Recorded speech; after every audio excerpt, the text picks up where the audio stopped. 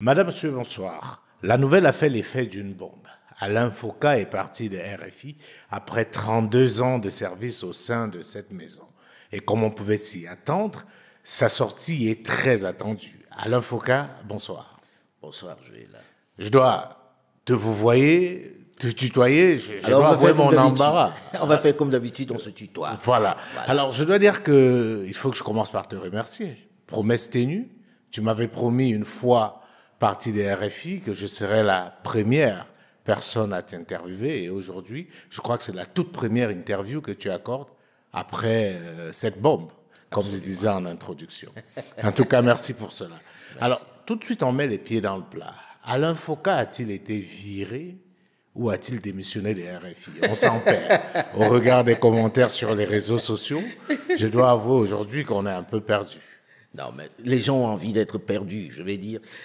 Ceux qui s'excitent sur les réseaux sociaux, qui mesurent leur virilité simplement à la quantité de méchanceté qu'ils vomissent sur les réseaux sociaux, devraient quand même faire un petit effort. J'ai décidé de partir, et je pense que tu le sais, ça fait un moment déjà. Et j'ai décidé de partir parce qu'à 60 balais, je ne sais plus ce que je peux faire dans cette maison, en réalité. Et j'ai d'autres ambitions, beaucoup d'autres ambitions qui sont de rendre service à mon continent et de parler de façon tout à fait libre. De parler comme je l'entends et de dire les choses que je ne peux pas dire sur une antenne qui est une antenne mainstream, avec des règles, avec un choix éditorial. Je pense que j'ai fait ce que j'avais à faire dans cette maison et qu'il était arrivé le moment où je devais partir. Et puis pendant près d'un an, ou même un peu plus, on m'a demandé de rester pour essayer de trouver quelqu'un pour me remplacer, ce que j'ai accepté après une discussion, et je suis parti volontairement. Mais ceux qui parlent de moi devraient faire un effort de se rapprocher de RFI, et RFI ne fait pas de mystère, j'ai demandé à partir, j'ai présenté une démission et je suis parti. Alors, est-ce que ce départ n'était pas inéluctable au regard de la relation très tendue avec RFI ces dernières années? On se rappelle de l'épisode à Linguété, en République démocratique du Congo. On a vu justement certains de tes collègues à RFI monter au créneau pour demander ta tête. Est-ce que c'était un départ qui n'était pas finalement devenu inéluctable? Le départ était inéluctable si je gardais ma position, évidemment. C'est-à-dire que moi, je suis un homme libre. J'ai toujours été libre et je pense que ceux qui ont suivi ma carrière le savent. Et j'arrivais à un moment où je n'accepte pas la couverture que l'ensemble des médias internationaux font. Et puis, je trouve très tiède la manière dont on couvre l'Afrique, un peu biaisée de mon point de vue. Pas que RFI, je n'ai pas envie de parler spécialement de RFI, mais la manière dont on parle de l'Afrique, je pense qu'elle n'est pas assez franche, assez juste. Il y a un regard un peu condescendant de la presse internationale sur l'Afrique, et je pense que j'ai fait ce que j'avais à faire à l'intérieur. Maintenant, je pense que je suis libre pour faire exactement. Mais on va te répondre immédiatement. Il t'a fallu 32 ans pour te rendre compte de cela. Non, il n'a pas fallu 32 ans. Je trouve que ceux qui disent ça ont des raisons de le dire, mais c'est qu'ils n'ont pas suivi ma carrière. Je pense que, comme la plupart des gens, j'ai pensé qu'on peut changer les choses en étant sur place, en étant à l'intérieur, en disant des choses. Et je pense que celui qui a regardé ce que j'ai fait sur cette antenne-là sait parfaitement que je n'ai pas spécialement changé de braquet. Simplement, il arrivait un moment où les choses, on est à un tournant de l'histoire de l'Afrique, de l'histoire contemporaine de l'Afrique, et je préfère être à l'extérieur pour dire exactement ce que j'ai à dire.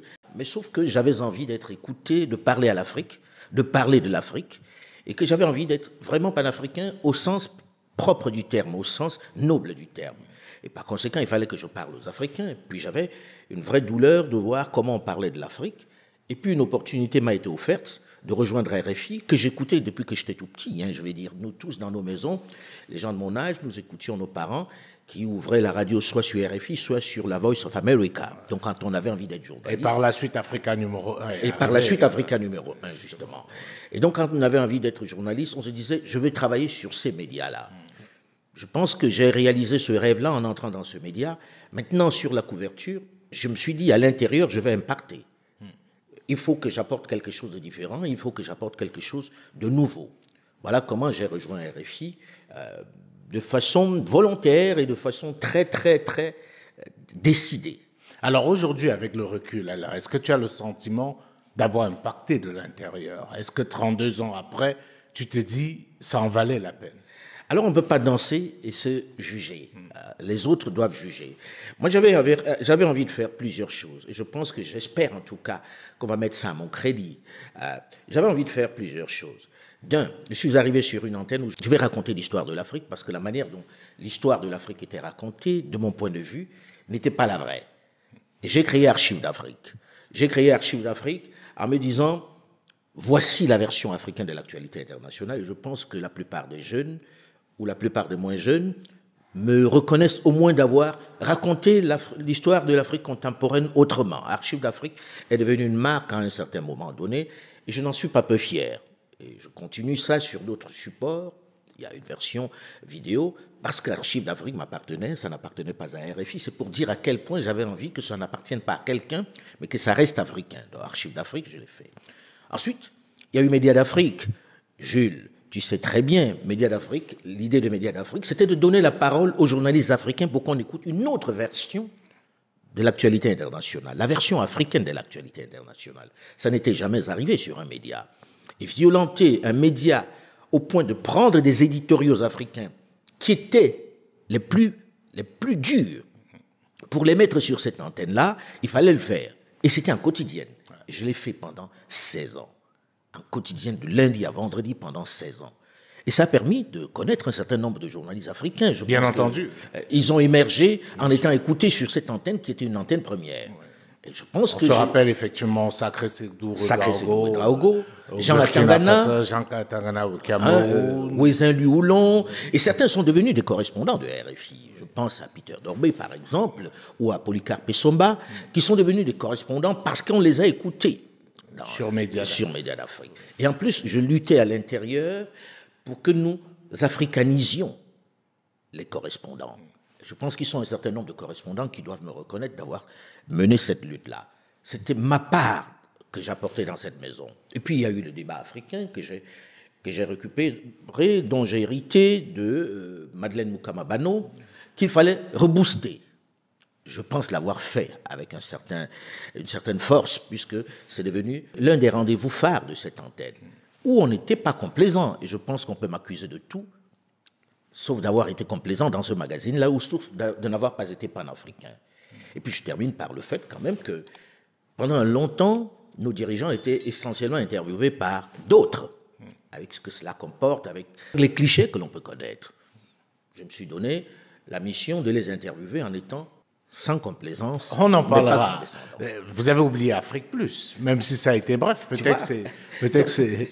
Donc tu vois que je me suis démerdé. Je ne suis pas trop mal démerdé, je crois. Oui. Parce qu'Afrique Plus c'était la première fois où on décidait de montrer les Africains qui réussissent. Pas ceux qu'on allait voir qui sont les banabana, des chefs d'entreprise, des grands capitaines d'industrie. Et je pense que sur ce plateau-là, en reportage, non rémunéré, je dois le dire, souvent financé par moi-même, j'allais chercher des personnes pour les montrer en disant, voilà, l'Afrique, ce n'est pas que la famine, ce n'est pas que les guerres, ce n'est pas que les pandémies, c'est aussi des gens qui entreprennent.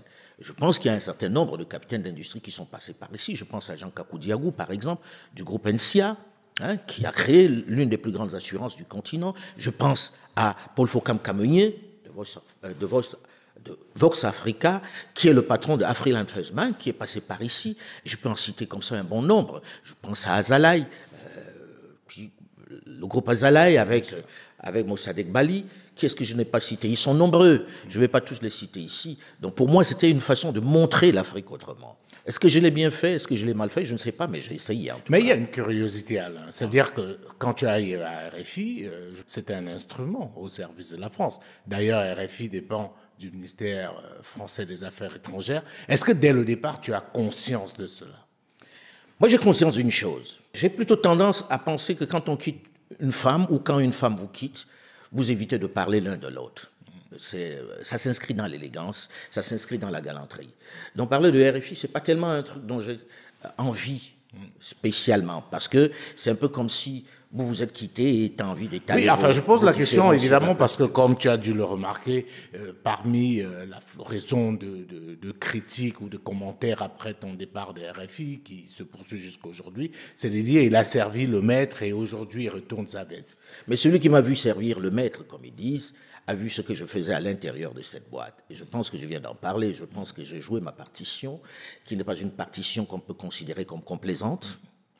Je mets au défi quiconque de cela. Ensuite, à côté de ça, j'ai dit, il faut que les Africains, je ne parle pas de ceux qui s'excitent sur les claviers, hein, parce que eux, c'est des situations pathologiques graves. Je pense que eux, c'est plus du domaine du psy. Mais je pense que l'Africain doit s'inscrire dans la démarche de comment je construis, pas dans la démarche de je déteste simplement. Il faut dénoncer, c'est évident, et je pense que certains le font très bien, mais en même temps, il faut s'inscrire dans l'avenir. Dit que j'ai servi le maître, il devrait plutôt regarder qu'est-ce que Foka a fait comme contenu jusqu'à maintenant. Et si Foka n'avait pas été là-bas, qui l'aurait fait? C'est plutôt comme ça que je vois la chose.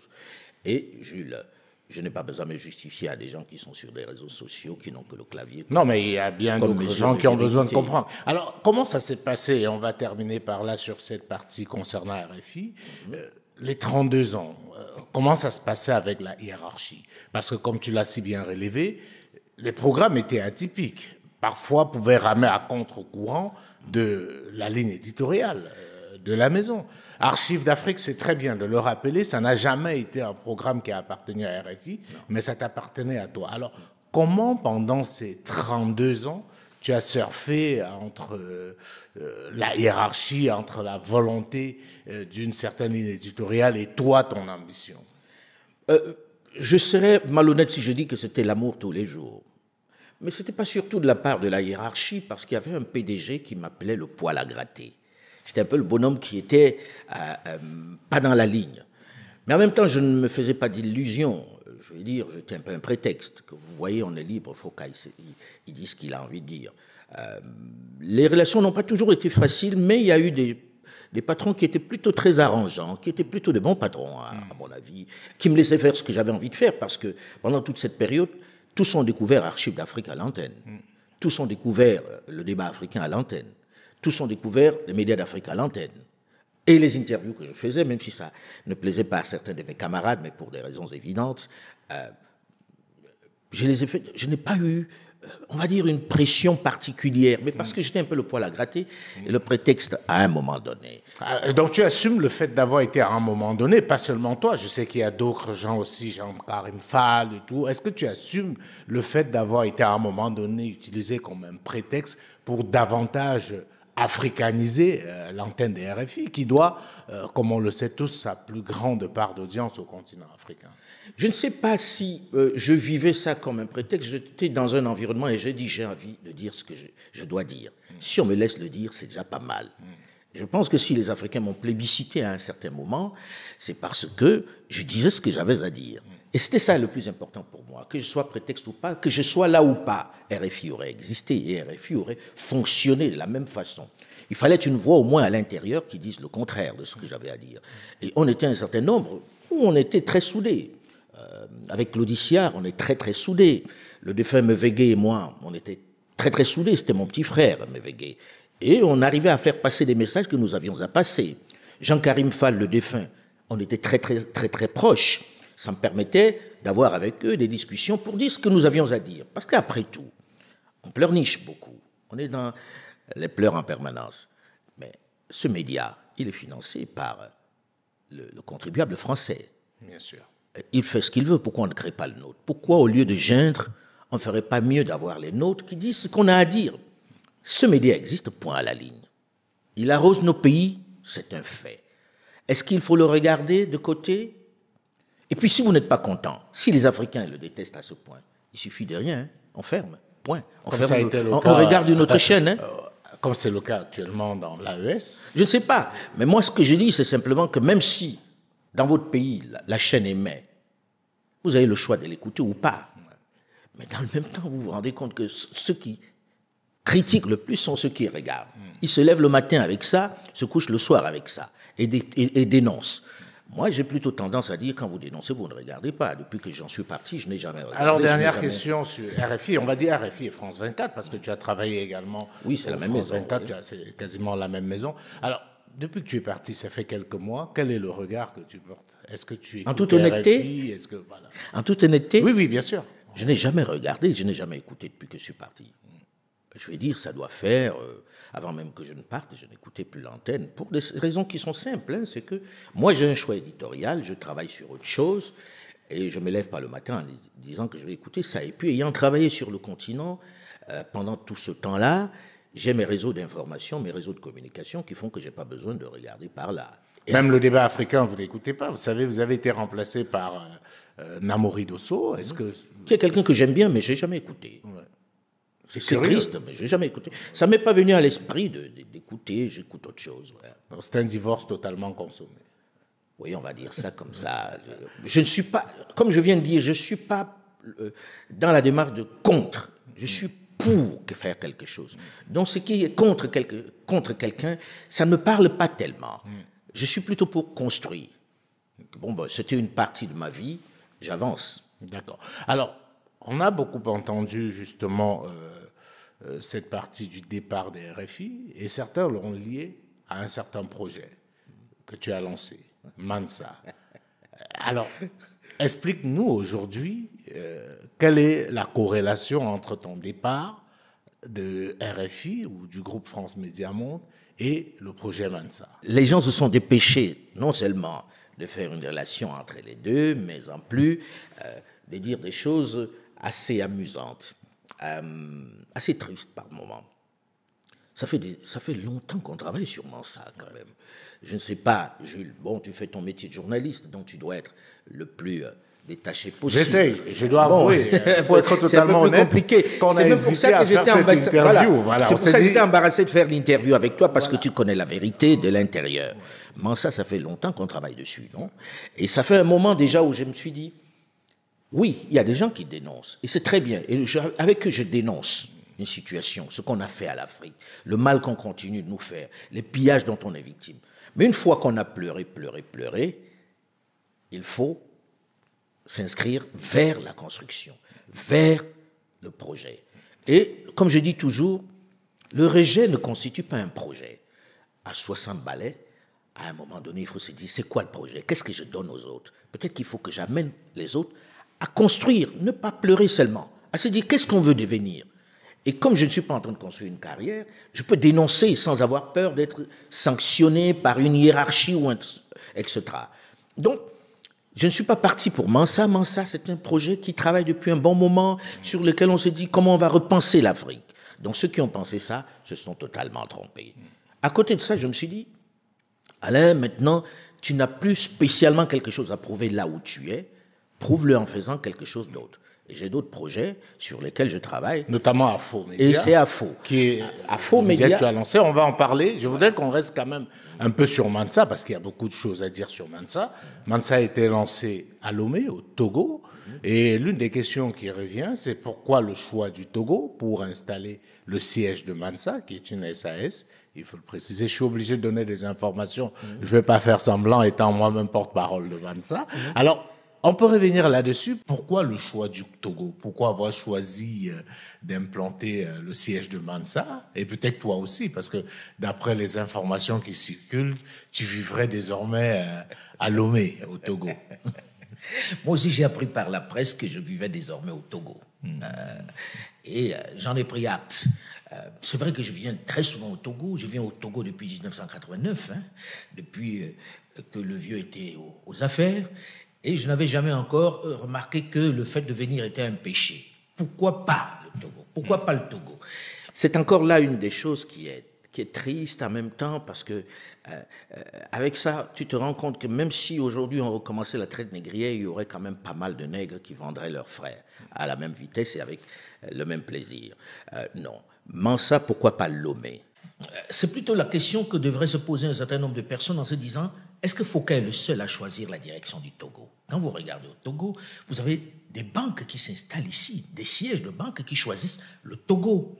Je pense à Ecobank, je pense à Orabank, je pense à d'autres banques que je ne vais pas citer ici. Et puis à côté de ça, Le Togo est devenu un hub. Les gens se battent ici, et tu le sais bien, Jules, pour pouvoir s'installer. C'est qu'il y a bien quelque chose, c'est qu'il y a bien un avantage, c'est qu'il y a quelque chose qu'offre le Togo. Pourquoi est-ce que FOCA ne pourrait pas en bénéficier? Ça, c'est un premier volet. Au-delà de l'amitié que je peux avoir avec le président de la République ou avec d'autres personnes au Togo, ça a dû jouer, évidemment, mais pour moi, j'ai regardé l'endroit qui était le mieux placé pour pouvoir s'installer, pour pouvoir installer Mansa. Il y avait le Togo. Et je regarde, ceux qui critiquent aujourd'hui ne sont pas mécontents que Askai soit sur place. Hein. C'est le seul pays où vous pouvez aller de n'importe où, en un seul vol, et être là. C'est vraiment un hub. Donc c'est à saluer, que ça plaise ou non, qu'on soit du gouvernement ou non, c'est un fait. C'est un endroit où on trouve des banques qui donnent des emplois aux gens, des sièges de banques qui s'installent, des institutions financières qui s'installent. Je ne vais pas toutes les citer ici. Et puis, il y a quelque chose quand même dans ces gens qui se disent panafricanistes, les panafricanistes du clavier, qui me surprend. Je suis africain, j'ai choisi un pays, c'est mal. Si j'avais dit je vais au Cameroun, les mêmes auraient dit, vous avez vu, il rejoint le Biya pour le soutenir. Hein?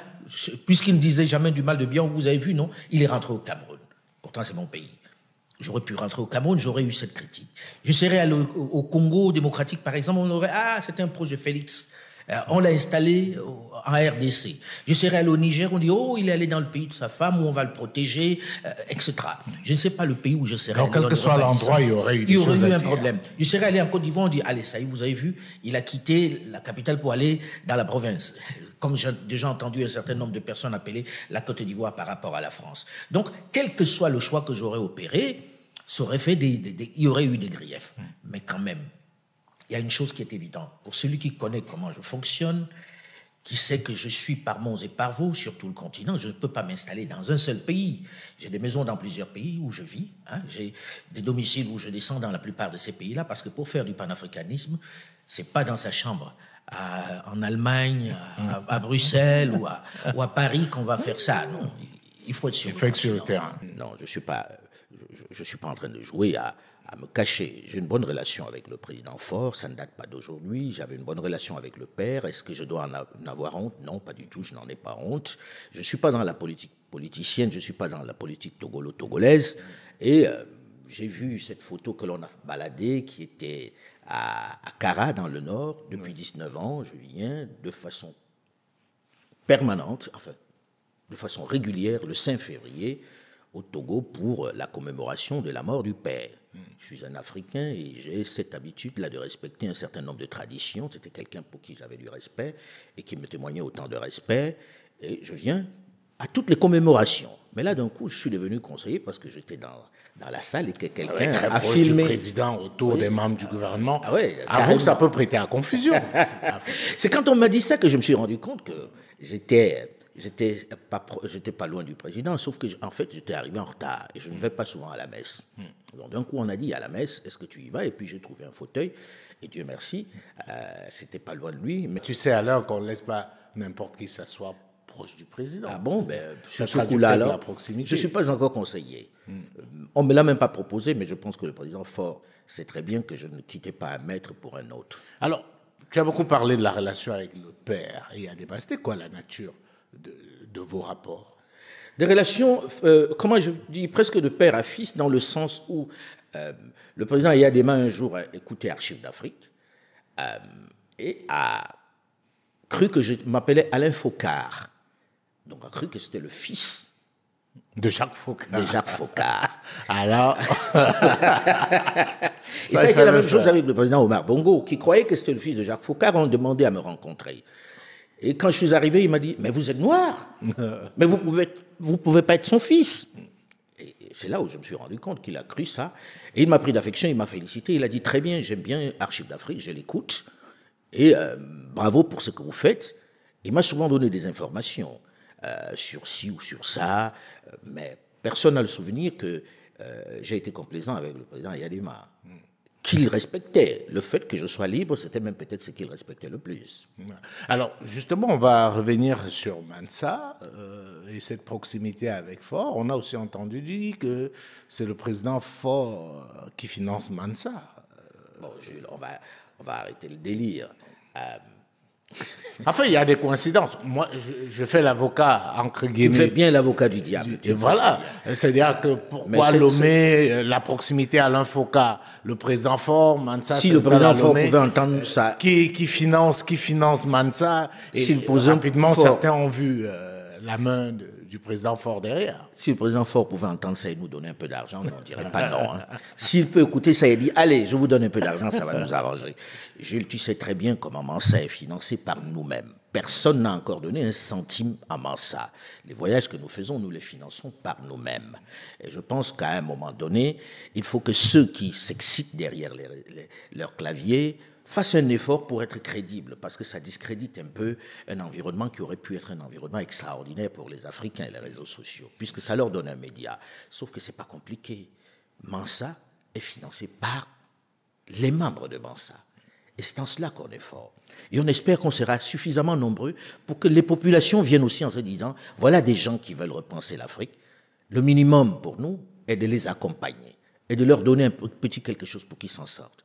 Nous tirons le diable par la queue, mais nous avons accepté ça, de dire, voilà, ok, on va repenser l'Afrique, on va faire des réunions, on va faire des retraites pour penser sur tel et tel sujet, et nous finançons nous-mêmes.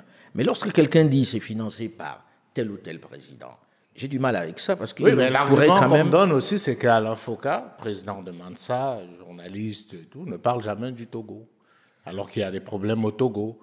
Il y a des problèmes avec des opposants au Togo. On voit Alain Foka parler de beaucoup de pays, mais le Togo, visiblement, c'est... Mais je pense que ces gens-là feraient mieux de revisiter un peu le travail que je fais, mes contenus. Je n'ai jamais éludé un pays, aucun. Même les pays de ceux qui sont vraiment des amis très très proches, je n'ai jamais éludé. Sauf que sur le Togo, qu'est-ce que je dois dire en particulier? Peut-être qu'il faudrait qu'ils m'aident là-dessus. Ben, ils le disent tout le temps, il y a des opposants en prison, il y a... Ceux qui me tapent aujourd'hui dessus sont passés tous dans mon émission. Je pense à un ancien Premier ministre qui m'a dit un jour, Alain, puisque il en est ainsi, on va s'occuper de toi. Parce que d'un coup, il m'a vu venir au Togo, alors que lui, je l'ai invité au moins une dizaine de fois sur mon plateau. Et le pouvoir en place me fait souvent le reproche de les inviter un peu plus sur mon plateau. Non, c'est ridicule. Ceux qui me demandent de parler de leur pays et que je ne parle pas du mien, peut-être qu'ils devraient parler du mien, ça m'arrangerait bien. Oui, parce que peut-être on va finir avec l'épisode des pays pour lesquels tu ne parles jamais. On parle du Togo, effectivement, et on parle aussi du Cameroun, qui est ton pays. On a beaucoup vu, on dit, mais Alain Foka, il ne parle jamais du Cameroun avec tout ce qui s'y passe. Mais Jules, est-ce que c'est vrai? Je suis mal placé pour répondre. Moi, mon avis personnel, c'est que peut-être c'est pas assez. Bon, je ne peux pas dire que tu parles jamais du Cameroun, tu en as parlé. Mais puis quand j'en ai parlé d'ailleurs, ce qui m'a surpris, c'est que quand j'en ai parlé d'ailleurs, je n'ai pas beaucoup entendu après le battage que ça a suscité, les confrères me défendre ou réagir. Il te souvient quand même que pendant plusieurs semaines, je faisais l'objet d'un matraquage extraordinaire dans une certaine presse au Cameroun, avec une histoire de proximité sociologique, que j'aurais une proximité avec Maurice Kamto, simplement parce que j'avais invité un activiste et Richard Bonnard. Hein? À ce moment-là, je n'ai pas beaucoup écouté. Cela dire, ils ne parlent pas du Cameroun et je ne les ai pas vus me défendre tellement. Ensuite, il y a eu l'histoire du train de Bolloré qui avait déraillé, où on avait dit qu'il ne faut pas en parler, où j'ai parlé de ça régulièrement. Et quand les autorités camerounaises me tapaient dessus, je n'ai pas vu la presse se dire « mais pourquoi vous lui tapez dessus ?» Mais est-ce que tu comprends ceux de tes compatriotes camerounais qui estiment qu'avec la voix qui est la tienne, tu devrais plus parler du Cameroun? Parce que non, le Cameroun, c'est quand même un cas atypique. On a un chef de l'État qui est là depuis plus de 40 ans. 42 ans. Aujourd'hui, le quotidien des Camerounais, c'est le manque d'eau potable, manque d'électricité. On a aujourd'hui plus d'une centaine de prisonniers politiques. Ça veut dire qu'il y a des gens aujourd'hui en prison. C'est évident qu'ils n'ont rien fait. Les dossiers sont bidonnés au niveau du tribunal militaire. Enfin, c'est aussi gros que le nez sur la figure. Des gens estiment que si Alain Foka parle de ça, ça aura une autre résonance. Est-ce que tu peux... J'aimerais bien qu'on m'aide à en parler. J'aimerais bien qu'on m'aide à en parler parce que d'un coup, on me donne une place extraordinaire. Nous sommes un certain nombre de journalistes camerounais parce que dans ce domaine-là, les Camerounais ont plutôt pas trop mal réussi. Et La question ne posait qu'à moi. Alors, ils n'ont pas ta notoriété. La question ne posait qu'à moi. Ils n'ont pas ta notoriété. Que ceux qui me font ce procès fassent le travail pour moi. Je serai admiratif. Je serais content que ces étrangers qui disent pourquoi ils parlent seulement des autres pays, ils devraient parler de son pays, qu'ils parlent aussi du mien. Je serais bien content qu'ils en parlent. Je parle de ce que je connais. Je suis parti du Cameroun il y a une 40aine d'années. D'accord ? Je n'ai jamais fait une carrière un seul jour au Cameroun. Donc le Cameroun, dans l'ensemble de ce pays, est un pays comme un autre, j'ai presque envie de dire. Bien sûr, c'est mon pays pour lequel j'ai un attachement extraordinaire. Je voulais justement dire, je connais ton attachement pour le Cameroun. Oui. Donc ça me surprend que mais en même temps, professionnellement, je ne suis pas comme un pays. Professionnellement, je ne suis pas spécialement outillé. Mieux outillé en tout cas que les excellents journalistes que je croise au Cameroun. Parce que s'il y a bien quelque chose de fabuleux au Cameroun, c'est que tu trouves d'excellents journalistes. Je ne suis pas aussi outillé qu'eux. Là, par exemple, ça fait presque 4 ans que je n'ai pas mis les pieds à Yaoundé, au Cameroun. Comment puis-je en parler plus? Mais est-ce qu'il faut forcément... Comme dit Richard Bonnat, et il a été inspiré par Dieu ce jour-là, je crois, il dit, si on vous explique le Cameroun, et vous avez compris, c'est qu'on ne vous a pas bien expliqué. On ne vous a pas bien expliqué.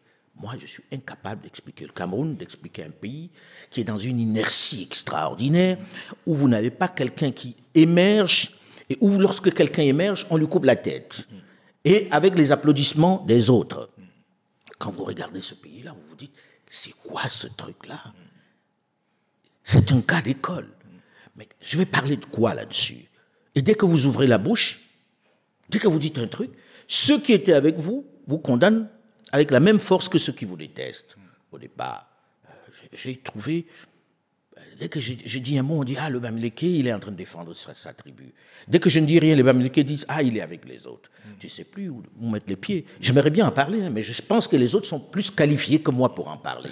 Je pense, hein. On va se contenter. Parce qu'il ne faut pas croire que je sois si bon que ça, je ne cherche pas. Enfin, je ne pense pas que c'est au niveau du professionnalisme. Enfin, les gens veulent la voix d'Alain Foka. Mais je veux dire quoi que ce monsieur qui a une 80aine d'années, qui est fatigué... 91 ans. 91 ans, qui Récemment. est fatigué, que je dise ça, et que je dise qu'il est temps qu'il parte. Mais je l'ai déjà dit, et tout le monde le pense. Même le gosse le pense.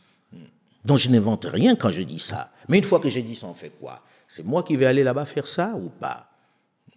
Tout le monde le pense. Et je pense qu'aujourd'hui, tout le monde sait qu'on arrive au bout d'un cycle. C'est la vie qui est comme ça. Ce monsieur, il a passé 42 ans. L'âge passe, comme moi, je suis passé par d'autres étapes que je ne recommencerai pas. Je ne retournerai pas sur le terrain pour couvrir des guerres, etc. À un moment donné, il faut que ce pays-là change. Mais si on veut chercher des boucs émissaires, alors, je suis un bouc émissaire peut-être qui ne parle pas assez de mon pays, qui ne dénonce pas assez, mais on dénonce des choses quand on ne les voit pas quelquefois. Mais là, c'est comme le nez au milieu du visage, comme vous le dites. Chacun voit qu'on est en bout de course, que ce qui devrait être la locomotive de l'Afrique centrale est à l'arrêt. Je ne fais un procès à personne où je n'invente rien. Tout le monde l'a dit dans toutes les langues. Une fois que j'ai dit ça, ça change quoi? Alors, ça change quelque chose. Alain Foka sauf que je l'ai déjà dit, hein. Jules, je l'ai dit. Dans la dernière interview que j'ai eue avec toi, qui remonte à une 10aine d'années, je l'avais dit, non? Bien, et je l'ai dit. Le problème avec le Cameroun, c'est qu'on a l'impression, après le temps, qu'on redit les mêmes choses et que, justement, ça change. C'est là tout le problème, c'est qu'une fois que vous avez dit ça, vous faites quoi? OK? Et vous faites quoi après? Mais est-ce que, pour sortir sur le Cameroun, est-ce que tu es inquiet, Alain, par Très rapport inquiet. au Cameroun? Qui ne le serait pas? Qui ne le serait pas? Vous avez un pays où vous avez à la tête de l'État quelqu'un qui a 91 ans. Tu me rappelais que ça fait 91 ans. Il a 91 ans. À 91 ans, pour paraphraser le président Alassane Dramane Ouattara, à 91 ans, on ne peut plus faire ce qu'on faisait à 80 ans, on ne peut plus faire ce qu'on faisait à 70 ans, etc. Donc, c'est pas lui faire insulte que de dire qu'on arrive. Mais certains au vous bout d'un disent qu'il est parcours. comme du bon vin, c'est-à-dire il se bonifie avec l'âge. Ça va. Et on vous prend aussi l'exemple du président des États-Unis, le président Biden qui dirige la première puissance du monde. Il n'a pas l'âge du président Biya. Oui, mais il est pourtant, assez on commence âgé. déjà à se poser la question de savoir s'il pourra suivre le prochain mandat. C'est pas moi qui le dis, hein, tu écoutes ça sur tous les médias. Ce pays, il fait peur. Tu te dis, qu'est-ce qui va se passer après? Attends, on dit que je ne parle pas, mais sur Zogo, le journaliste qui a été assassiné, combien d'émissions j'ai pu faire sur Zogo? alors qu'on avait dit à la presse locale de ne pas en parler. Moi, je continuais d'en parler. Sur la guerre dans le Nozo, en venant ici, je regardais à peu près combien d'émissions j'ai pu faire sur la guerre dans la zone anglophone. J'en ai fait 7. 7, je mets au défi des confrères sur place qui aient fait autant d'émissions sur la crise anglophone. Lorsqu'on dit que je n'en parle pas, c'est juste que les gens veulent que je parle de ça tous les jours. La crise anglophone, j'en ai parlé. L'assassinat de Zogo, j'ai même reçu des confrères qui finalement se sont exilés parce que leur vie était menacée. Or, j'en ai fait des émissions dessus, j'en ai fait 3, et pas n'importe lesquelles.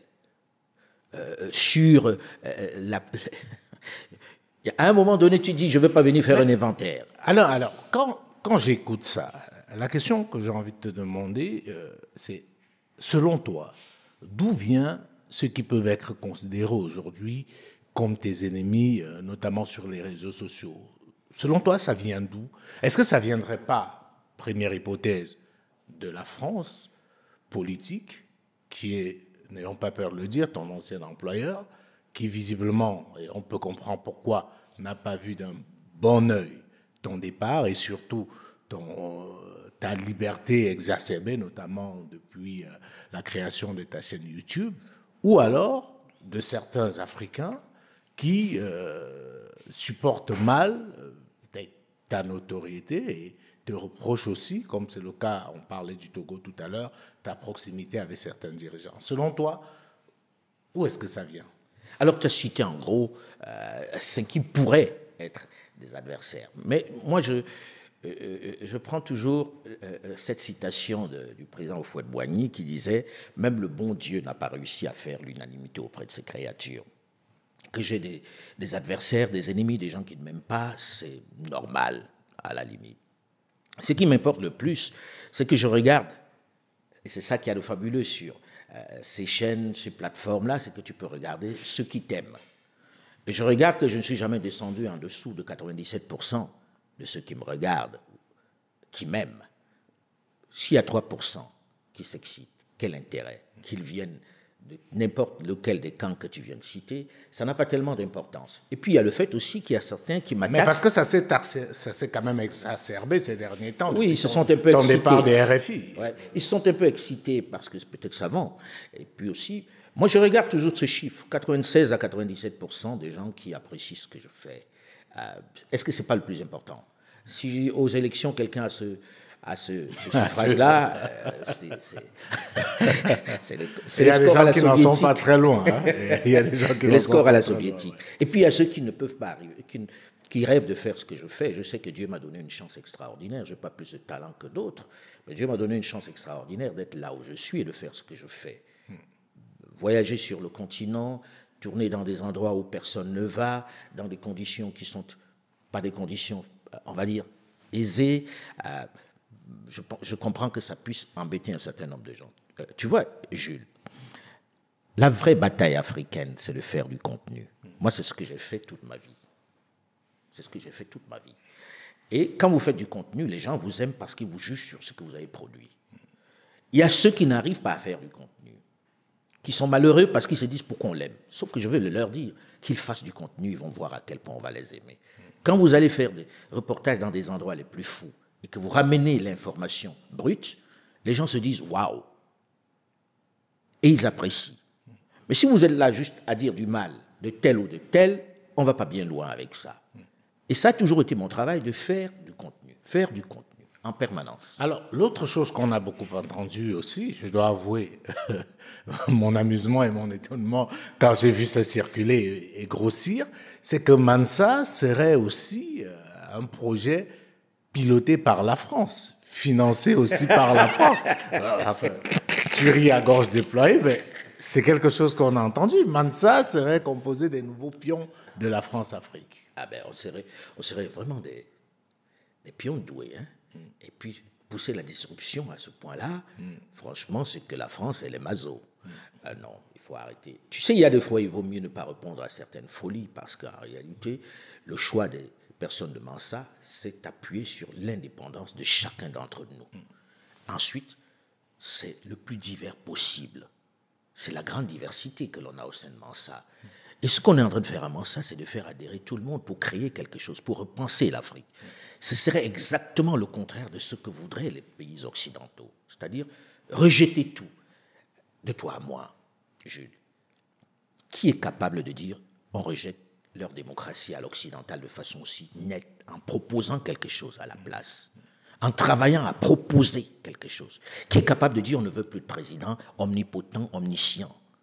On refuse que les présidents continuent d'exister, qu'on crée quelque chose à la place, pour finir avec ces gens qui sont à la botte des Occidentaux et qui prennent des décisions qui sont iniques, qui sont des esclaves, qui sont des marionnettes, pour qu'on ait enfin des gens qui gouvernent en étant à l'intérieur, que l'on puisse sanctionner, que l'on puisse virer s'ils ne vont pas leur travail. C'est ce qu'on fait à Mansa, non?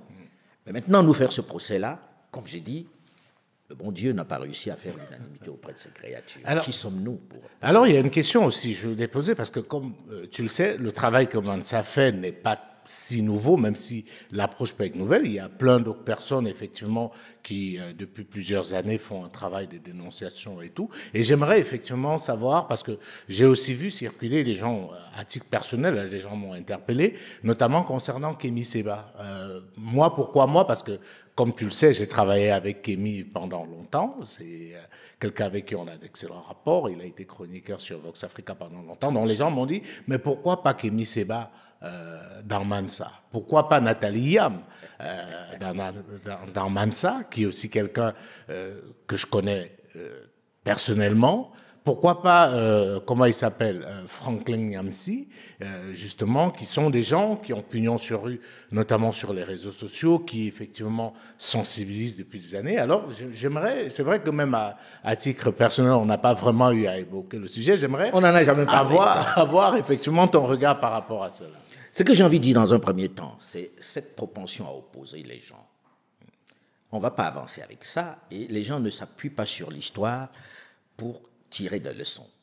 Tu vois, quand il y a eu la lutte des droits civiques aux États-Unis d'Amérique, on a réussi à diviser les Africains, à diviser les Noirs, ils se cognaient les têtes. Martin Luther King, Malcolm X, on les divise. Moi, je vais dire un truc.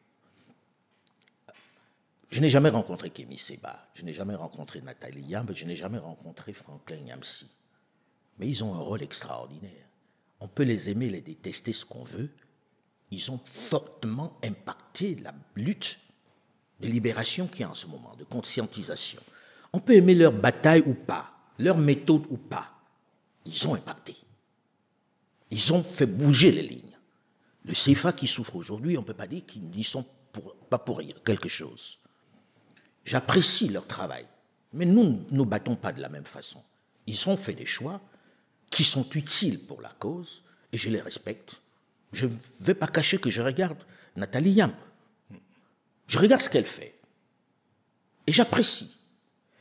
Elle a un créneau, j'ai le mien, qui est de dire, moi, je veux construire dans tel sens. Eux, ils construisent dans tel autre. Pourquoi est-ce qu'on a besoin de nous opposer? Est-ce qu'on a besoin de se marier forcément pour être fragile, pour être ensemble, pour qu'on nous tire dessus ensemble? Je ne crois pas. Parce que si on est dans un groupe, vous tirez dans le tas, et l'histoire est réglée. Et puis, ils ont leur stratégie. Dans une bataille, chacun a sa stratégie, chacun a sa vision. C'est l'objectif final qui compte. L'objectif est le plus important. Donc, je ne jugerai pas en disant, j'écoute des mots activistes, machin. Non, je les ai pas encore rencontrés. Je n'ai jamais fait cet effort-là et je ne pense pas que ce soit nécessaire. Chacun fait son travail. Chacun mène sa lutte à sa manière, avec ses moyens, avec sa perception des choses. C'est ça qui est le plus important. Le plus important, c'est à l'arrivée. Alors, est-ce qu'on libère l'Afrique? Voilà. Qu'est-ce que tu penses justement des critiques qu'eux aussi ils ont subies ces derniers temps et même de ce qu'on pourrait considérer comme une cabale? On les a accusés d'être des agents de la Russie. Ça va nous permettre peut-être de parler un peu de la Russie. Quel a été ton regard par rapport à ça? Mais ceux qui les accusent de ça sont agents de quoi? Je vois des gens qui reçoivent des fonds de l'Union européenne, des États-Unis d'Amérique pour mener leur combat de façon tout à fait officielle. On leur ouvre même des officines, des bureaux, on les installe avec des salaires officiellement. Mais puisque c'est l'Europe, c'est bien. Et si c'est la Russie, ça serait mauvais? C'est un peu absurde, non? Si on te finance de l'autre côté, boucle-la. Non, soyons sérieux. La bataille est le plus important. s'il y a quelqu'un qui les finance, ils sont suffisamment grands pour savoir où est leur intérêt. Si leur intérêt, c'est l'Afrique, et qu'ils sont financés même par les extraterrestres, on s'en fiche. D'accord? Ce n'est pas ça le plus important. Qu'on soit en train de dire, il a pris ci, il a pris ça, franchement, tout le monde s'en fiche. L'essentiel, c'est que, est-ce que ce qu'il a dit est vrai? Est-ce que la bataille qu'il mène est importante? Ça, c'est à ça qu'on doit les juger. Parce qu'on écoute des gens qui viennent s'installer en Afrique, qui sont des ONG, qui sont des etc., qui sont financés. Ils sont financés pour quoi? Pour, on va dire, développement de la démocratie. Ça veut dire quoi, tout ça? Alors, parlons à présent, et on va sortir de Mansa avec ça. Ce n'est pas le lieu de parler des perspectives et tout de Mansa, parce qu'il y aurait certainement de choses à dire. Alors, il y a aussi quelque chose que j'aimerais évoquer avec toi, c'est ta proximité avec les dirigeants africains. J'essayais au moment de préparer cet entretien de chercher ceux des dirigeants africains que tu n'as pas interviewés, et j'avais du mal. Ceux de la vieille école, parce qu'on parle de Biya qui est là depuis 42 ans, mais toi, ça commence à faire beaucoup. Parce que merci de me vieillir, merci de me rappeler mon âge. Quand on voit Mandela, Mobutu, Omar Bongo, enfin les Bongo, père, fils et tout, Alain est aujourd'hui perçu par certains comme l'ami des chefs d'État. Est-ce que tu assumes cette étiquette d'être considéré comme quelqu'un qui est très proche des dirigeants africains? Alors, je vais répondre en deux volets. En deux volets, c'est qu'on devrait quand même me reconnaître le mérite d'entrer dans toutes ces chancelleries où seuls les Blancs entraient avant moi. Parce que quand tu regardes l'historique des interviews des dirigeants africains, c'est toujours des Européens qui les interviewaient. Ensuite, dire on est amis des chefs d'État, on n'est pas amis des chefs d'État. Le chef d'État a des collaborateurs, a des proches, a des gens chez qui il prend des infos, a des gens qui l'utilisent. Mais des amis, je ne crois pas vraiment qu'on puisse être ami d'un chef d'État. Vous pouvez être ami avant, mais quand il devient chef d'État, c'est un peu plus mitigé. Maintenant, le rôle du journaliste, c'est de parler de ce qu'il sait. C'est de parler de ce qu'il connaît vraiment, qu'il peut démontrer, qu'il a écouté de façon forte. Pour moi, c'est ça le rôle du journaliste. Et je suis toujours amusé par ceux qui utilisent plutôt les clichés véhiculés par les autres. Jusqu'à maintenant, tu entends dire tel est comme ça, tel est comme si on nous a appris à détester nos chefs. Et donc, du coup, certains se sont braqués et ne veulent pas les fréquenter. Moi, je préfère les avoir de l'intérieur, les connaître de l'intérieur, plutôt que d'écouter la rumeur qui vient. Et ayant été où j'ai été, j'ai vu à quel point il était facile de manipuler l'image d'un chef africain. Quand on décide que c'est fini avec lui, on le noircit. J'utilise le terme exprès. Parce qu'en fait, nous ne les connaissons pas. Tu sais ce qui m'a fait vraiment avoir envie de connaître ces chefs, Jules? Non, mais c'est que j'ai entendu parler de Bokassa, qui n'était pas quelqu'un de très fréquentable, je te l'accorde. Mais nous avons appris que Bokassa était un cannibale, que Bokassa mangeait de la chair humaine fourrée au plantain. Et je me suis dit, mais comment est-ce possible? Et j'ai fait ma recherche. Et j'ai vu comment on a noirci Bokassa pour qu'il disparaisse quand il gênait, quand il était devenu gênant. Et nous avons applaudi pendant qu'on le chassait. J'ai vu comment on a fait tomber Mobutu, que je connaissais. Comment Mobutu est devenu l'homme à abattre alors que c'est eux qui l'avaient fabriqué. Et je me suis dit, non, je préfère ne pas me contenter de leur jugement pour les connaître de l'intérieur. Et j'ai eu cette chance, à un moment donné, qu'ils m'ouvrent leurs portes. Et ils m'ont ouvert leurs portes et j'y suis entré. Et je continue d'y entrer. Parce que ça me permet de parler d'eux, en sachant de quoi je parle. Et eux, ils savent que je sais, désormais. Donc je suis à la fois leur relais, mais eux aussi, ils sont mes relais. Je ne sais pas si tu vois ce que je veux dire. C'est-à-dire qu'à partir du moment où je parle d'un Macky Sall, je connais Macky de l'intérieur. À partir du moment où je parle d'un Ali Bongo Ondimba, de l'intérieur, je connais Ali Bongo Ondimba. Je connais le personnage, je connais ce qu'il pense, et je ne suis pas dans le cliché. Et je travaille à ça. Et certains ont dit, oui, il connaît les vieux croutons. C'est souvent dur quand on dit ça. Mais je leur ai démontré en allant voir Mamadi Doumbouya. Ce n'est pas un vieux crouton. Il m'a pas. La dernière interview, c'est le président Ibrahim Traoré, que je suis allé voir. Je suis allé voir le président Assimi Goïta. On ne peut pas les accuser d'être ceux qui sont en train de... Et justement, ton regard par rapport à ceux qu'on vient de citer, parce que on voit bien ce qui se passe avec l'AES. Tu as parlé d'Assimi Goïta, Ibrahim Traoré, il y a aujourd'hui Tiani au Niger, je les ai tous rencontrés, etc. Alors, quel est ton regard? Parce que c'est dans cela que je dérange. Ce qui est amusant avec l'histoire de Mansa, et on vit ça de l'intérieur, c'est que je me suis aussi fait interpeller très violemment sur un plateau en Guinée, où on disait que Mansa, c'est une officine créée par les putschistes pour... c'est plus les Français. Oui, enfin, je veux dire, on entend de tout, créé par les putschistes, justement pour soutenir leur discours. Et l'argument, c'était de dire, depuis que Mansa a commencé, excepté le Togo, on a été au Mali, où c'est un militaire qui est aux affaires, on a été en Guinée, c'est un militaire qui est aux affaires, et on sait que récemment, tu étais au Burkina Faso. D'ailleurs, on a confondu la conférence que toi et moi, on a eu à faire à l'université avec un déploiement de Mansa. Donc, pour les gens, Mansa travaille pour les militaires au pouvoir en Afrique de l'Ouest. Mais je voudrais qu'ils soient un peu plus cohérents, tous ceux qui disent ça, parce qu'un coup, Mansa serait un outil des Occidentaux, un coup, ce serait celui des putschistes. Moi, je n'ai pas le regard qu'ils peuvent avoir sur les putschistes. Je n'ai pas envie d'être entraîné par les autres ou partager le point de vue des autres sur les putschistes. Même si certains ont trouvé que j'ai été insolent avec Ibrahim Traoré. Mais ça, c'est autre chose parce que c'est un président de la République, mais je fais mon métier de journaliste et quand je viens poser des questions, je pose, il n'y a pas de complaisance. Quand le micro s'allume, il n'y a plus d'amis. On peut être amis avant, mais moi, il y a un personnage qui rentre en jeu quand le micro est allumé. Mais bref, ça, c'est un autre débat, je ne vais pas rentrer dedans parce que c'est puéril. Mais maintenant... le regard que j'ai sur l'Afrique, sur l'AES, parce que ça devient l'AES, auquel il faut rajouter Mamadi Doumbouya, c'est que je pense qu'on arrive à un moment clé de l'histoire de l'Afrique, où ils sont en train de jouer leur rôle. Ce qu'on a essayé a échoué. On peut dire ça en français, en anglais, en allemand, ça a échoué. C'est un fait. Maintenant, qu'est-ce qu'on fait à la place? Les militaires ne se sont pas levés pour prendre le pouvoir dans ce pays-là juste par humeur. C'est que ça ne marchait pas. Je fonde juste l'espoir que ces militaires qui sont arrivés vont changer la donne et créer un nouveau modèle. Pour moi, c'est le plus important. Je ne passe pas la journée à me dire c'est un diable, c'est un putschiste, etc. Ça ne m'amuse pas, parce que je me souviens quand même que celui qui a refait la France après la guerre, à qui on a confié le pays, c'était un militaire. Ça n'a gêné personne. Les constitutions que nous avons sont issues du travail d'un militaire avec ses copains.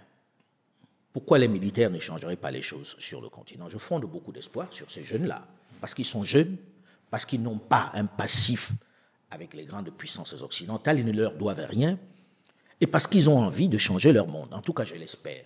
Moi, ceux que j'ai rencontrés m'ont donné l'impression qu'ils avaient envie de changer les choses. Alors, je vais leur laisser ce bénéfice-là pendant un moment, jusqu'à ce qu'on voit s'ils dérapent ou pas. Mais j'ai tendance à plutôt croire en eux. Quand je rencontre le président Traoré, je discute longtemps avec lui et je me dis, mon Dieu, ça me rappelle quelqu'un que j'ai connu qui est le président Thomas Sankara. Est-ce qu'il va faire aussi bien? Je caresse cet espoir qu'il va faire mieux. Mais je ne peux pas partir a priori en disant, c'est un putschiste, il est en uniforme et qu'il est forcément mauvais ou bien qu'il a arraché le pouvoir.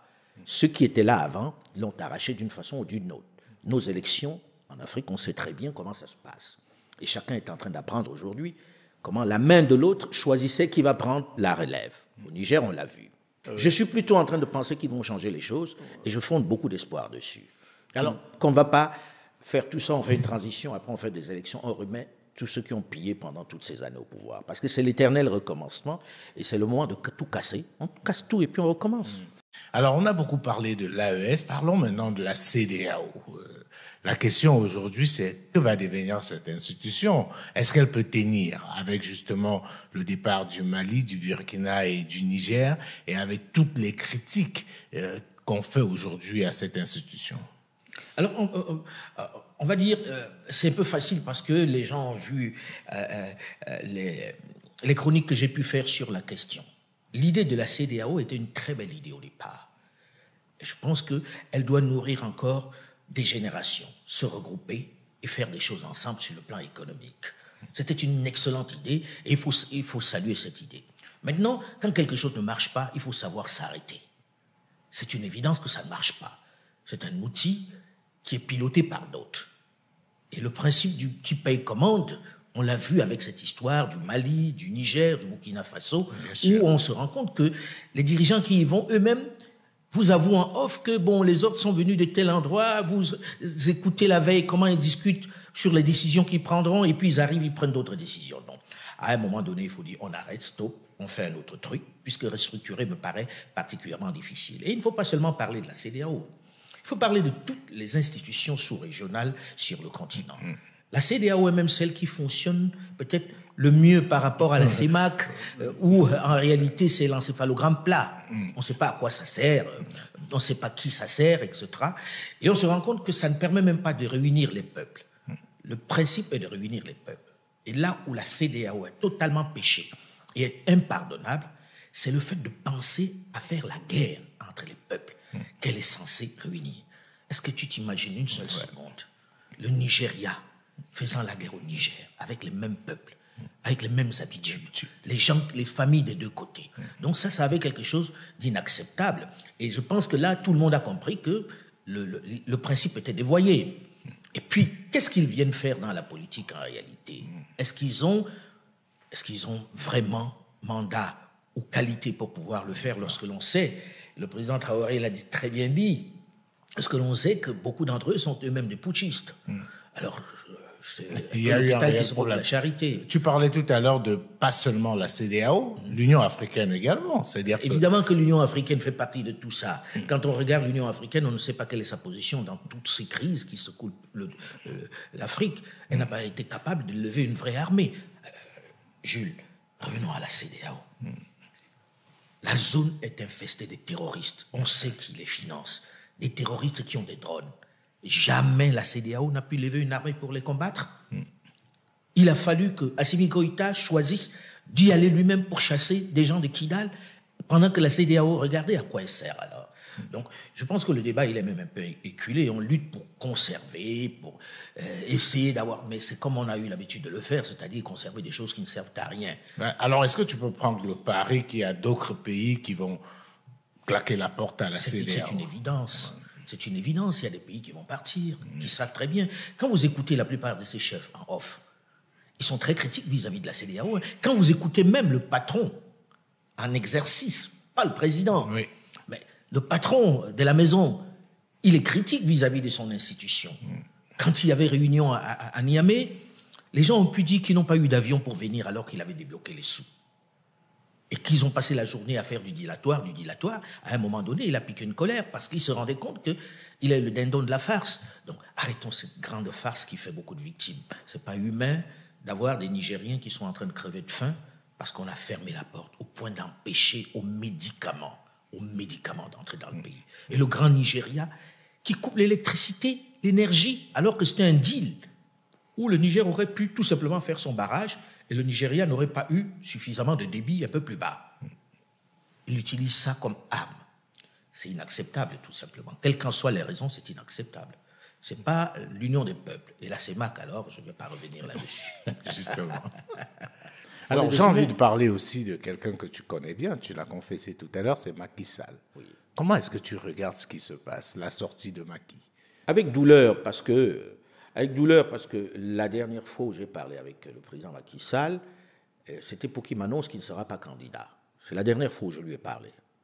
Je tenais à l'époque à ce qu'il m'accorde l'exclusivité de l'interview annonçant qu'il ne sera pas candidat. Je n'ai pas obtenu parce qu'il a dit qu'il voulait d'abord l'annoncer aux Sénégalais, sur les médias sénégalais, ce que je respecte et ce qui est la règle, ce qui devrait être la règle, parce qu'on doit d'abord parler à nos médias, à nous, parler aux autres médias avant d'annoncer à nos peuples, et c'est arrivé de plus en plus. Et je pense que j'ai du mal à comprendre ce qui se passe. J'ai écouté un entretien de lui avec la presse sénégalaise il y a quelques jours, où il expliquait ce qui s'est passé, que ce n'était pas son fait, qu'il n'avait pas envie de rester au pouvoir. J'ai plutôt envie de le croire. Mais le reste, je suis incapable d'en dire plus. Ce que je sais, c'est qu'il m'a dit, dans une conversation à 2, ensuite à 3, qu'il ne serait pas candidat. S'il est candidat, ça m'embêterait vraiment, parce que... Là, c'est clair qu'il ne le sera pas. Il a redit à plusieurs reprises. Voilà, et là, il annonce qu'il part. Il finalement. part. Maintenant, la guerre intérieure. Je ne suis pas plus qualifié que d'autres pour pouvoir en parler. Les gens attendent que je dise ce que je ne sais pas. Je ne suis pas dans les bagarres politiques à l'intérieur du Sénégal. Je ne les connais pas forcément. Le Sénégal est un pays où il y a d'excellents journalistes et où il y a un environnement politique qui est quand même assez singulier. Ah oui, justement. Très, très singulier, assez riche, avec des gens qui sont capés.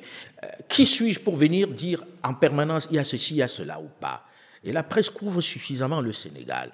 Mais avec Macky, j'ai une vraie conversation. Il m'a dit qu'il ne sera pas candidat. Avec Macky, j'ai regardé ce qu'il a fait. Et on peut détester Macky ou l'aimer. Il a quand même un bilan qui n'est pas mauvais. Maintenant, sa sortie, est-ce qu'il a loupé? Est-ce qu'il va réussir à s'en sortir de façon propre?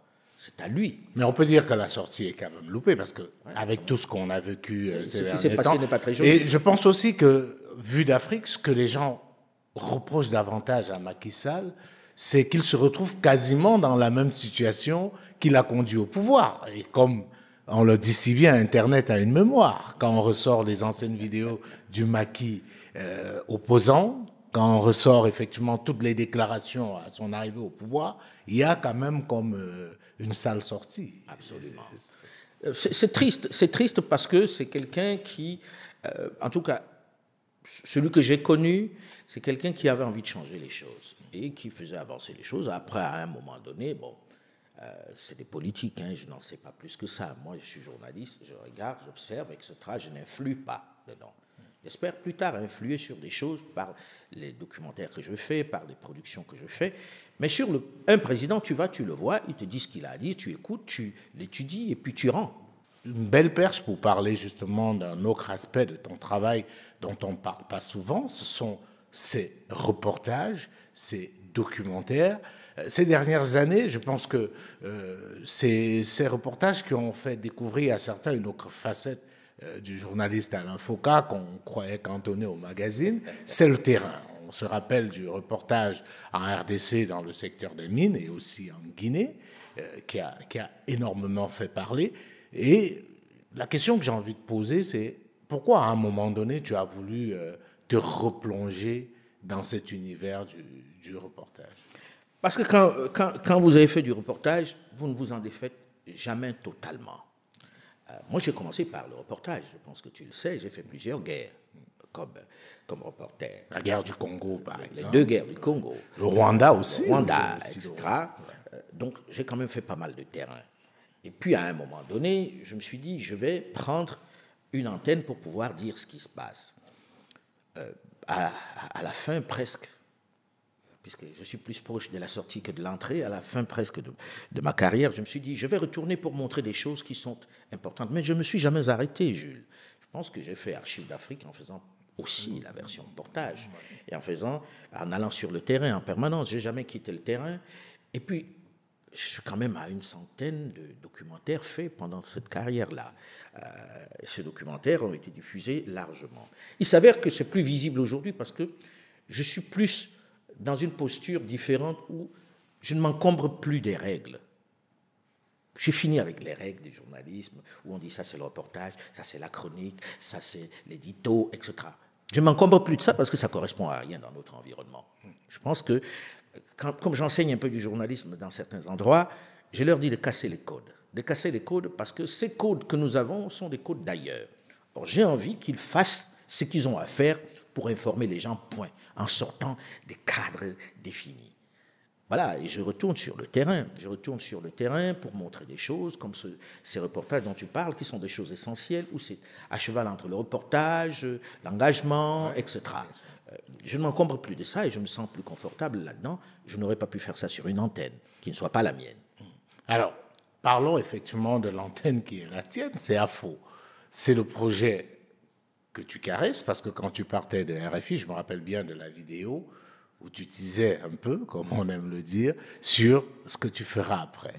Alors, raconte-nous l'histoire d'AFO. D'où est venu AFO Média?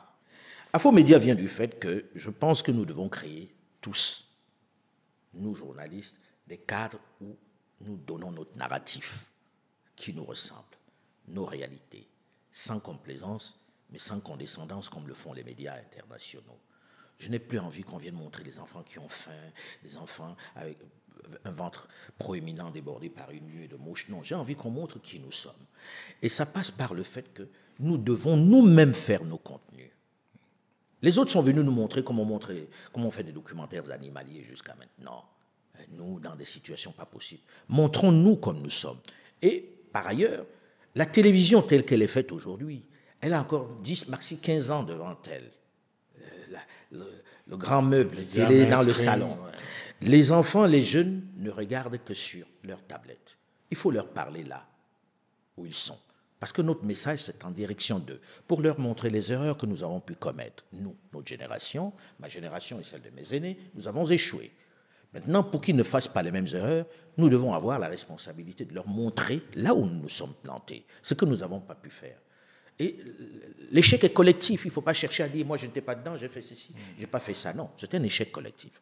Et je pense qu'il faut un média fort qui se base essentiellement sur du contenu, pour pouvoir le dire. Et un média engagé, un média d'opinion. J'appelle Afromédia média d'opinion, parce que c'est un média qui a un point de vue.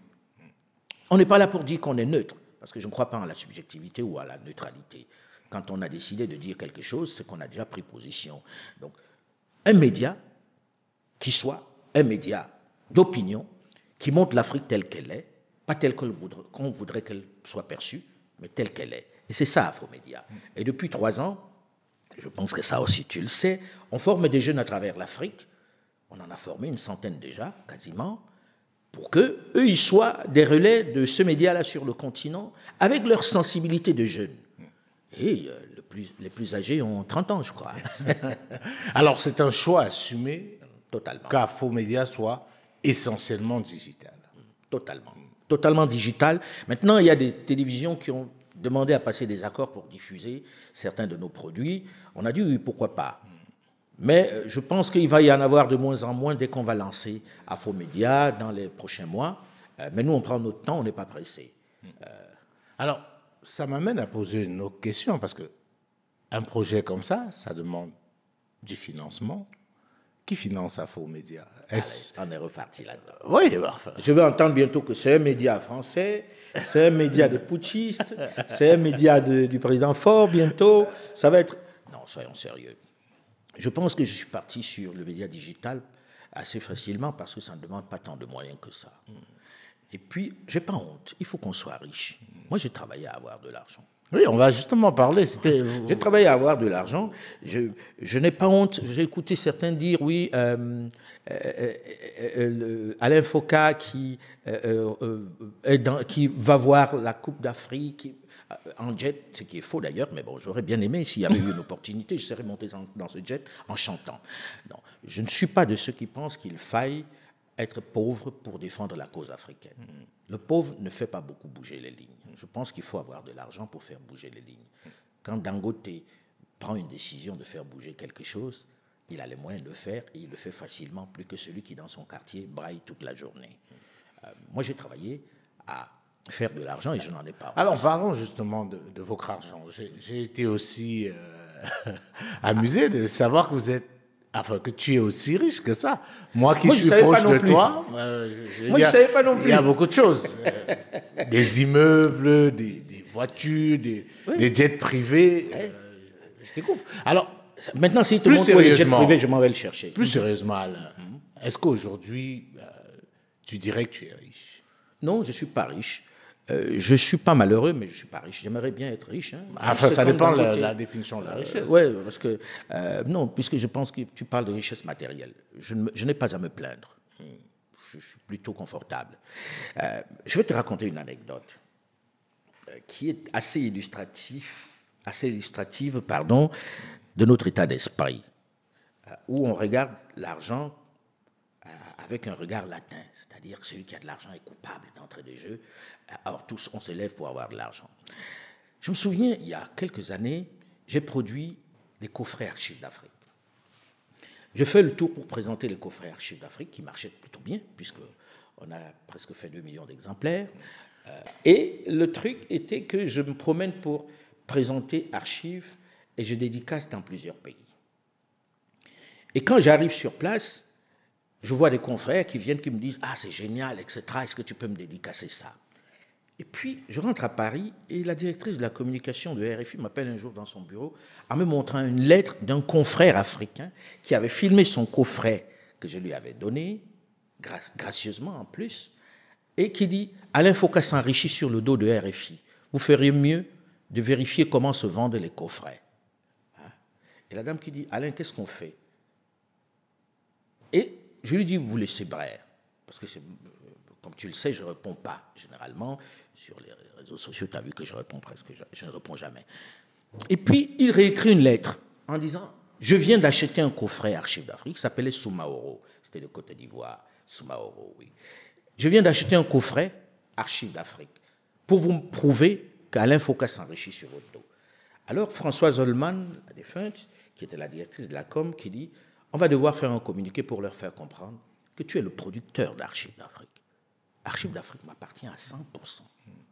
Et RFI avait juste l'exclusivité radio.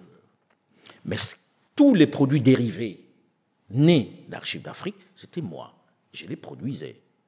Mais le bonhomme était tellement obtus que pour lui, il n'était pas possible qu'un journaliste puisse produire un contenu comme celui-là. Et il avait besoin de dénoncer en plus. Simplement parce qu'il se disait que je gagnais de l'argent.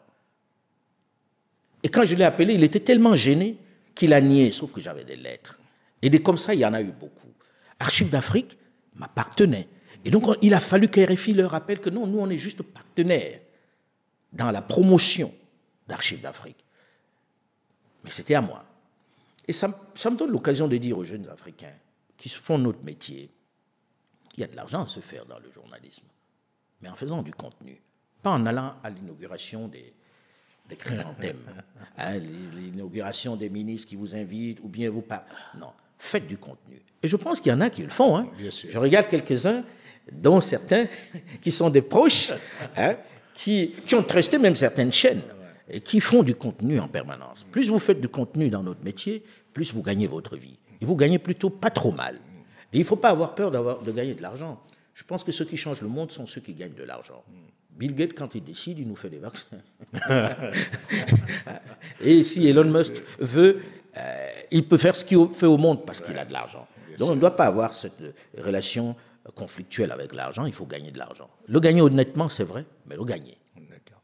Alors là, je ne sais pas si on a fait le tour, mais je pense qu'on a passé un long moment, on a revisité un peu un certain nombre de choses, et au moment où nous sommes en train de sortir, j'aimerais savoir, est-ce qu'il y a une question à laquelle tu aurais aimé répondre que je ne t'ai pas posée? Moi, je ne me pose pas de questions. Moi, j'ai plutôt envie de dire, arrêtons d'être juste contre. Soyons pour quelque chose. Construisons des projets. Soyons ambitieux. C'est ce qui fait la force des grandes nations. C'est ce qui fait la force, notamment des anglo-saxons et des asiatiques aujourd'hui. Regardons en disant, qu'est-ce qu'on peut construire? Ne passons pas notre temps à nous détester, à nous détruire, etc., à nous monter les uns contre les autres. Ça fait l'affaire des autres. Ayons cette démarche simple qui est de dire comment on construit, comment on fait. Moi, ça a été ma démarche. En quittant RFI, j'ai dit, je veux faire, je veux proposer. Soyons des forces de proposition, parce que si on est des forces de proposition, on fait avancer le schmilblick. Pleurer, ça ne fait pas avancer, vous êtes couché quand vous pleurez. Bien sûr, il ne faut pas oublier ce qu'on nous a fait. Et il faut continuer de dénoncer. Mais il faut aussi s'inscrire dans le projet. C'est ce qui m'anime chaque jour. C'est ce qui m'anime quand je fais mes reportages, c'est ce qui m'anime quand je fais mes contenus. Et je pense que j'ai envie de dire ça aux jeunes, d'arrêter de geindre. Et puis, d'arrêter d'être des éponges qui absorbent ce qu'on leur donne. On absorbe trop de choses qui ne correspondent pas à nos réalités. Mais est-ce que c'est la faute aux jeunes? Alors, quand on regarde tous ces médias qui arrosent nos pays, j'ai envie de dire, parfois, ces jeunes, on a envie de les comprendre. Ils deviennent impuissants face à tout ça. Nous créons des médias pour leur proposer ça, c'est ce que je propose. Il en existe, on a créé, je ne vais pas parler de Vox Africa que tu connais très bien. Mais les gens regardent, ceux qui regardent Vox Africa ont un autre regard sur le monde. Oui. Ceux qui regardent certaines chaînes qui naissent ont un autre regard sur le monde. Proposons-leur notre regard sur le monde. Il n'y en aura pas assez si on fait 5, 10 chaînes seulement. Mais le plus important, c'est de faire du contenu. Parce que la chaîne, c'est juste le tuyau. Il faut mettre quelque chose dans le tuyau. Moi, c'est ma passion. Alors, je vais terminer par te remercier. Je dois confesser mon embarras et mon inconfort par rapport à cette interview. Je leur ai dit en sortie. On a beaucoup hésité pour la faire, finalement. Mais ça fait des semaines. Beaucoup, parce que je me disais, est-ce que je suis encore crédible face à Alain Foka? Est-ce que je pourrais garder ma lucidité? eu égard à la proximité qui est nôtre, eu égard aux projets sur lesquels on travaille ensemble. Non. Après, c'est que j'avais fait une promesse, puisque tu es venu me voir longtemps à l'avance. Oui, parce que moi, je confesse, j'avais l'info 1 an avant. Voilà. Je sais depuis quand tu veux partir des RFI. J'avais compris un certain nombre de choses et je me disais ce serait une telle bombe. Et à l'époque, je me disais il faudrait que je puisse être celui qui en parle. Mais est-ce que tu as le sentiment de n'avoir pas posé une question que les gens se posent? Non, je sais pas. Je pense que quand tu regardes, le professionnalisme, c'est d'arriver à faire la part des choses. Les gens ont dit que je suis proche des chefs d'État. Bien sûr, je les vois. Mais je n'ai pas le souvenir d'avoir été complaisant une fois que le micro ou la caméra est allumé. Et c'est ça qui doit nous... Mais il y en a qui t'ont impressionné quand même, Alain, au bout de toutes ces années. Est-ce qu'il y a un qui ressort, où tu te dis, devant lui, tu as pu perdre tes moyens? Ça va être le lieu commun, c'est Mandela. Mais parce que je suis arrivé devant Mandela, un peu... Mandela. Et donc, pendant quelques minutes, je n'étais pas confortable. Parce que j'avais son monument.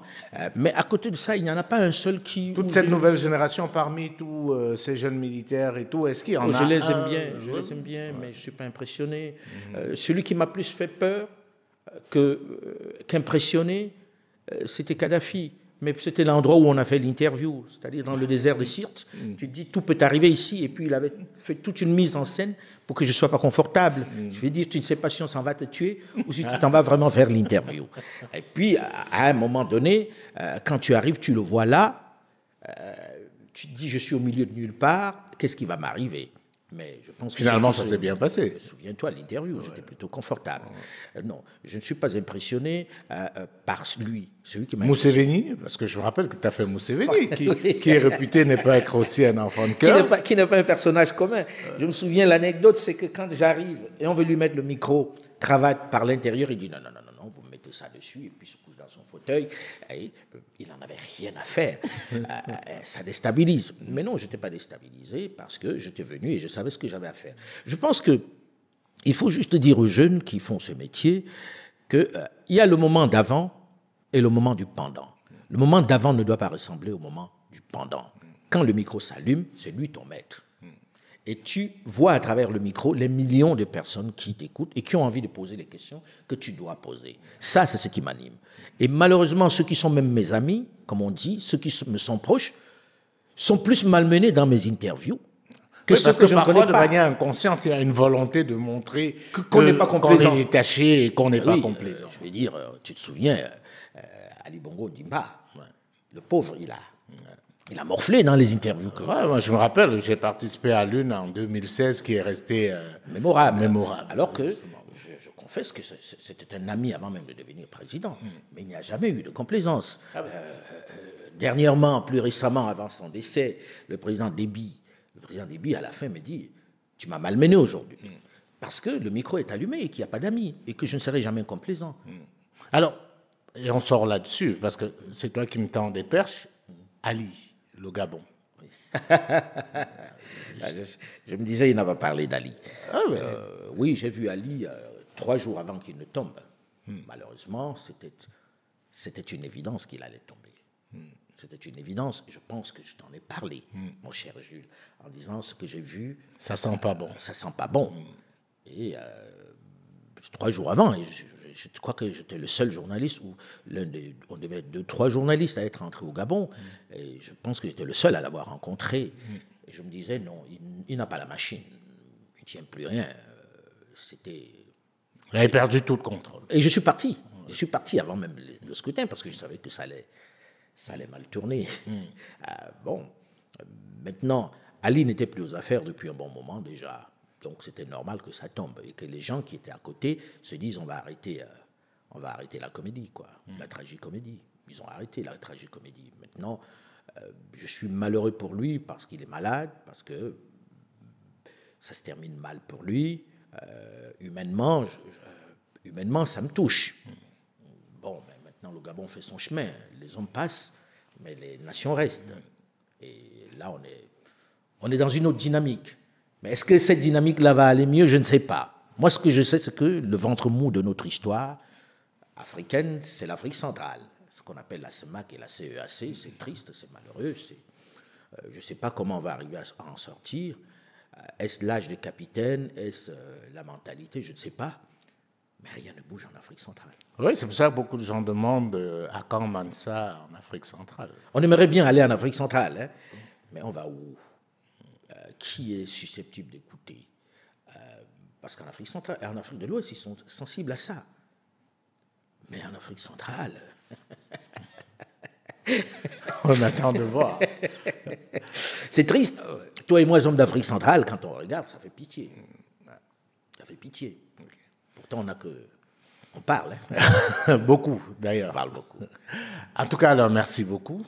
Merci d'avoir accepté de te prêter au jeu, qu'on puisse échanger.